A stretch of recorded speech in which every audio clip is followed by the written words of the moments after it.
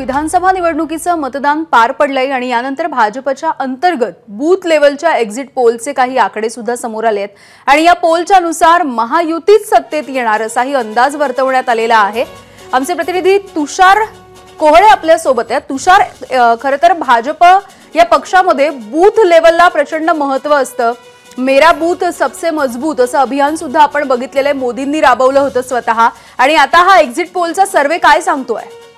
निश्चितच भारतीय जनता पक्षाने त्यांच्या अंतर्गत बूथ लेवलवर जो एक्झिट पोल मांडलेला आहे आणि तो वरिष्ठ स्तरावर देखील पाठवलेला आहे, त्यानुसार जे आकडे पुढे आलेले आहे त्यामध्ये महायुतीला सत्तेत येत असल्याचं दाखवण्यात आलेलं आहे। महायुतीला एकूण 164 जागा दाखवण्यात आलेल्या आहे भाजपच्या बूथ लेवलच्या एक्झिट पोलनुसार, तर महाविकास आघाडीला 100 जागा आणि इतरांना 24 जागा। महत्त्वाचं म्हणजे महायुतीमध्ये जे 3 घटक पक्ष आहेत त्यांना देखील किती जागा मिळणार हे देखील त्यांच्या एक्झिट पोलमध्ये सांगण्यात आलं।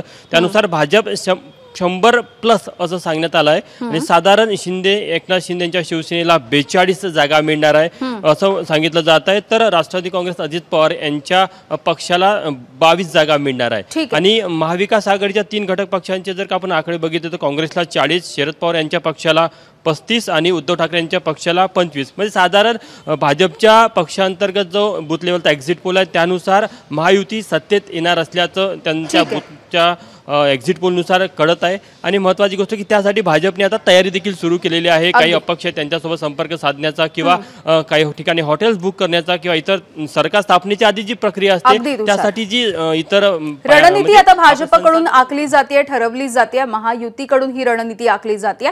धन्यवाद तुषार या माहितीसाठी। एबीपी माझा, उघडा डोळे बघा नीट।